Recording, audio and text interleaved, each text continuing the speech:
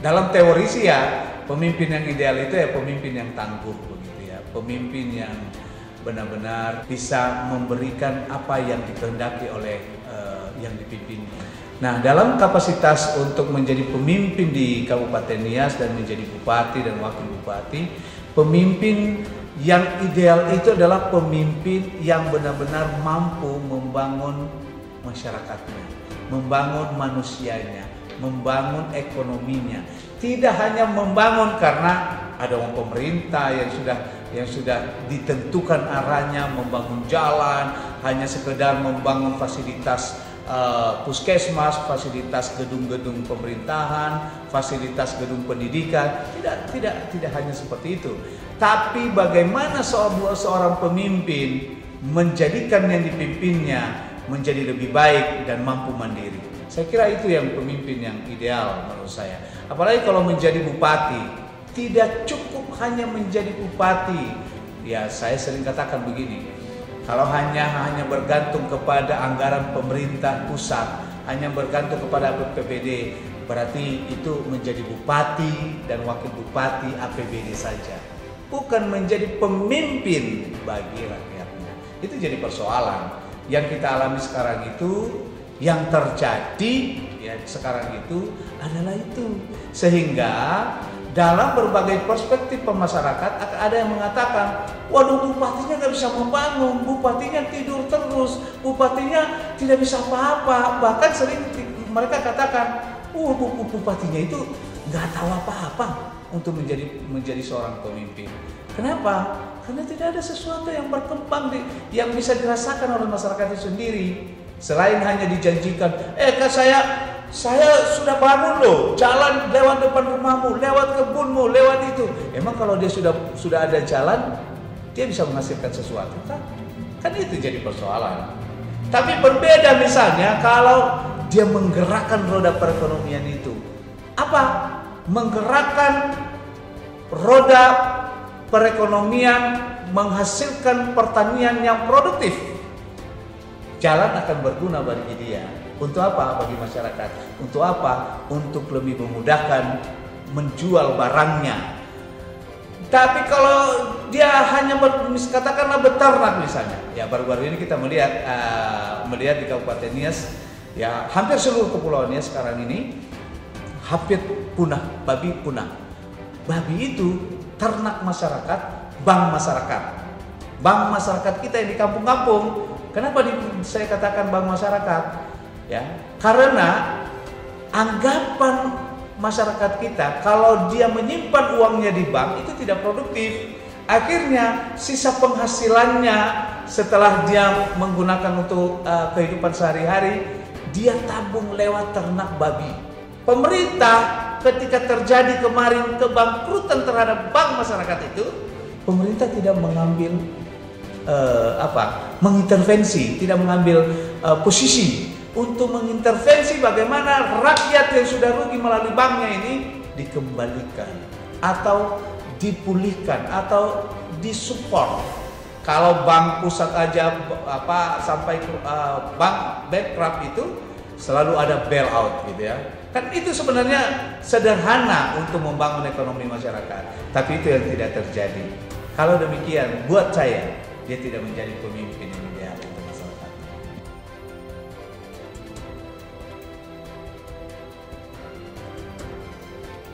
Kalau masa-masa kampanye dan masa-masa untuk sosialisasi ke masyarakat, harus saya akui bahwa memang untuk waktu di luar politik itu hampir tidak ada ya. Bahkan sama keluarga pun hampir tidak ada ya. Makanya sesekali kita ambil waktu yang senggang, misalnya 1 hari balik ke Jakarta, kita ketemu anak, ketemu keluarga ya, lalu baru balik lagi ke sana dan kita akan melakukan lagi kegiatan seperti biasa kampanye. Nah, kalau sudah sampai di Nias itu full dari pagi sampai malam itu pasti kegiatan politik, kegiatan kampanye, kegiatan sosialisasi kepada masyarakat. Kadang-kadang ya pagi hari saya belum bangun saja, itu sudah ada orang yang datang ke tempat saya. Kedatangan mereka ya tentang politik, bagaimana kita memenangkan pasangan 01, Dan itu tidak berhenti sampai jadwal yang kadang-kadang kita sudah tentukan itu jamnya juga bergeser. Kenapa? Karena waktunya kedatangan orang yang tidak kita jadwal tadi kita tidak bisa hindari, sehingga waktunya bergeser, akhirnya juga bergeser jadwal kita yang kita sudah terjadwal di beberapa tempat.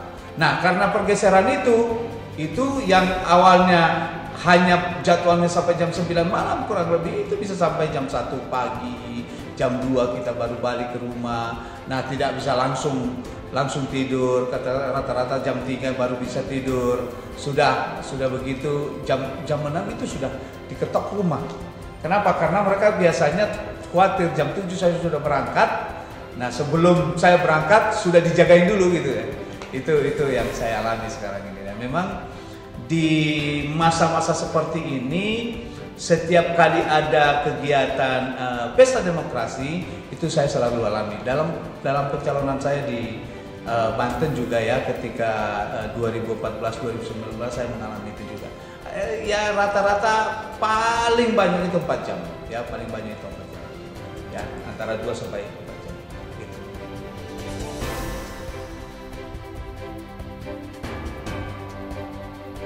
Saya adalah petugas partai. Petugas partai harus bisa menjalankan perintah partai. Partai menempatkan kita di seluruh Indonesia, di mana partai menilai kita harus menjalankan tugas yang diberikan partai, salah satunya yang saat ini memenangkan paslon 01 yang diusung oleh Partai PDI Perjuangan dan Partai Golkar di Kabupaten Nias. Dan sekaligus sebagai ketua tim pemenangan paslon 01 yaitu Larota di Kabupaten Nias.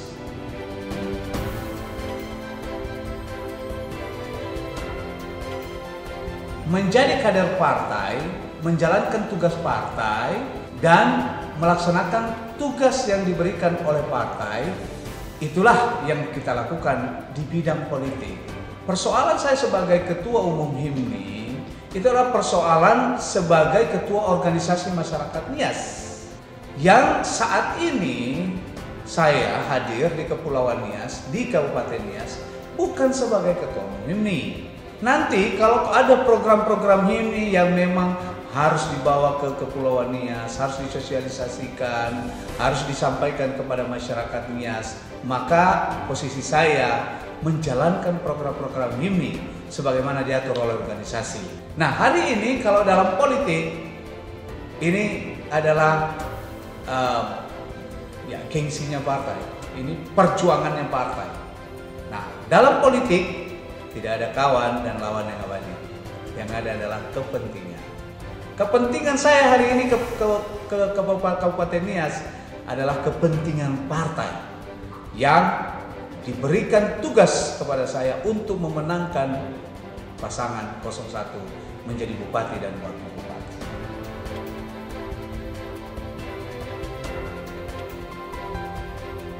Itu menguntungkan buat saya. Video viral saya itu saya mengartikan bahwa pesannya sampai. Saya mengartikan bahwa kemampuan saya berbicara juga cukup baik. Faktanya itu banyak dipolemikan, kan begitu. Padahal kalau kita lihat isinya biasa-biasa saja. Tapi orang melakukan analisa-analisa yang mencampurkan kepentingan mereka di dalamnya. Itu jadi persoalan. Sehingga ini bergulir terus membuat pertanyaan-pertanyaan yang tadinya pernyataannya biasa saja, ternyata setelah dianalisa, digulirkan oleh orang banyak, itu menjadi luar biasa. Jadi buat saya fine, saya tetap semangat dan tetap tersenyum, dan bahkan saya katakan, kalau begitu saya buat lagi, ya saya buat lagi orasi yang lebih hebat dari itu. Itu menjadi penyemangat buat saya untuk menjadikan orasi saya lebih bagus lagi ke depan.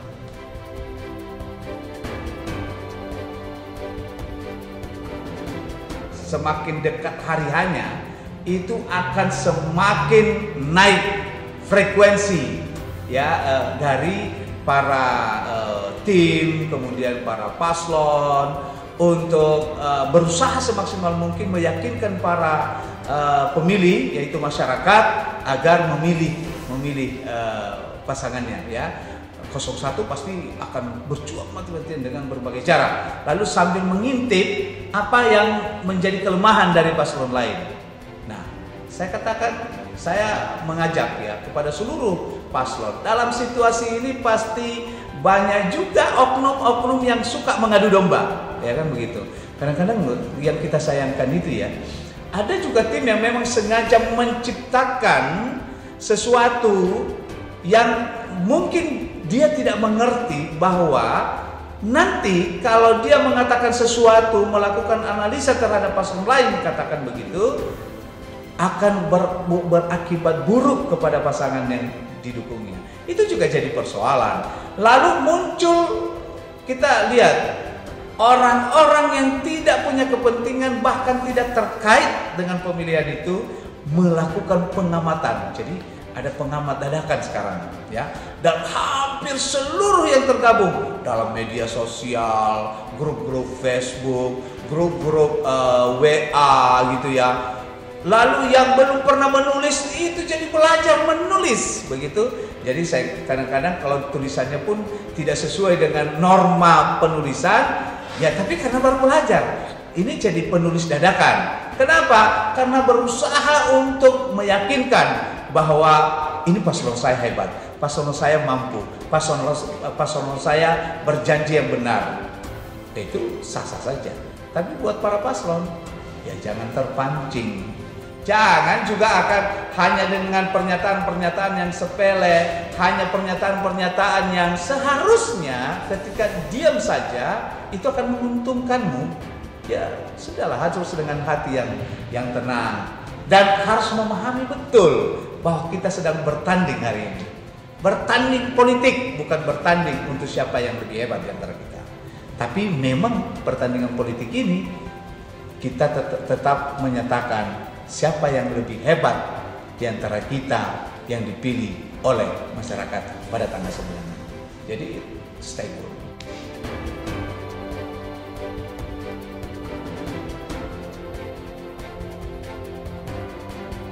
Kalau saya sebagai pribadi, saya mengharapkan Nias itu tidak seperti yang sekarang, tapi Nias yang lebih baik ke depan. Nias yang memiliki sumber daya yang unggul. Tidak hanya unggul untuk membicarakan saudaranya sendiri, membicarakan temannya, membuli, membuat satu kelompok yang memang sengaja hanya menjadi orang kelompok yang membuli seseorang yang ingin maju, yang ingin memajukan, sehingga orang ini tidak bisa apa-apain. Dan Nias, ketika kita memiliki tujuan untuk membangun Nias hanya karena kelompok ini, jadi semangat kita menurun. Ini jadi persoalan.